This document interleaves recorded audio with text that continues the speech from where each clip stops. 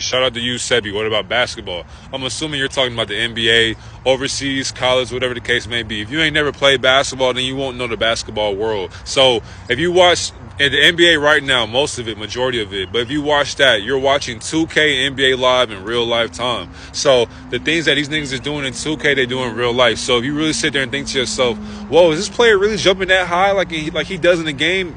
Go watch a game in real life. The nigga literally jumps that high. So where 2K put that pixelated formation within real life and translated it to a video game, because this life is a video game. So when you see niggas jumping at the gym or shooting fadeaway threes in real life, it's like, you know, that changes the game. It's a script. So there are kids out there who they'll see a wide open layup, but they'll just dribble. You know what I'm saying? Like, it's like, if you watch that shit, it's like, as a hooper, if you're watching that, it's like, bro, the game has changed. There'll be people who will emulate the people that they idolize in real life, not knowing, my nigga, that's a dumb-ass shot. You have a wide-open layup, and you decide to run all the way back to the three-point line, and then you miss, or you airball. But it's like, you know what? Get your ass on that bench, my nigga. Like, as a coach, like, there's no way a player should just sit there and just be like, nah, nigga, nah. Like, we gotta put you on the bench, and, you know, as a coach, why did you shoot that?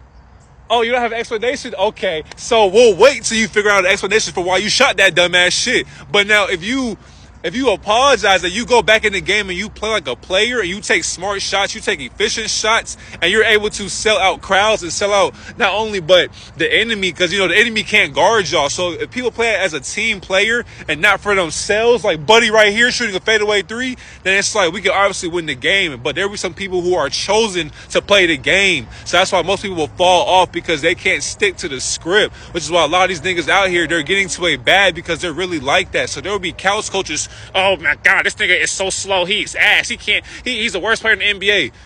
Play them one-on-one. They're in the NBA for a reason. It don't matter if it's the last nigga on the bench.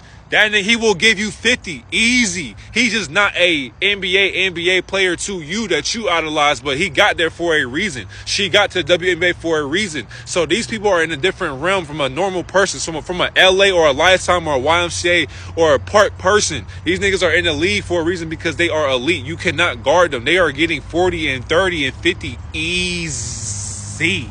You feel me? So this is where people have to sit here and think to themselves, like, bro, this is not something to play with. You can't just sit here and just think that you're going to get to the NBA one day just by just being naturally gifted. Like, no, you got to actually use your brain and know how the business works, because understand, if you don't know how to do business, you're going to get mad and you're going to be sad. You're going to be a free agent looking stupid as shit because you can't get a contract. But it's like, nigga, you don't put in the work, nor do you stick to the role, nor the script that you have been placed in. So if you are a player that averages 30 and you get to a D1 or a D2 or D3 or JUCO, NAIA, or overseas or the NBA, don't be surprised when your ass is on that bench. When you went from averaging 30 in your high school and college days, don't be surprised when you go overseas or to the NBA and you average like 5 or 4.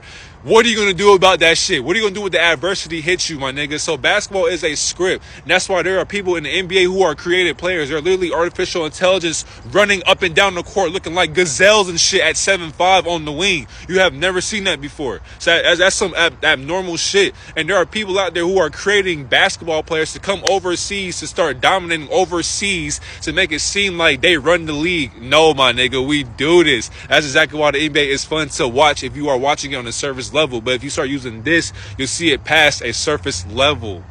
I love you. Have a great goddamn day, Kobe.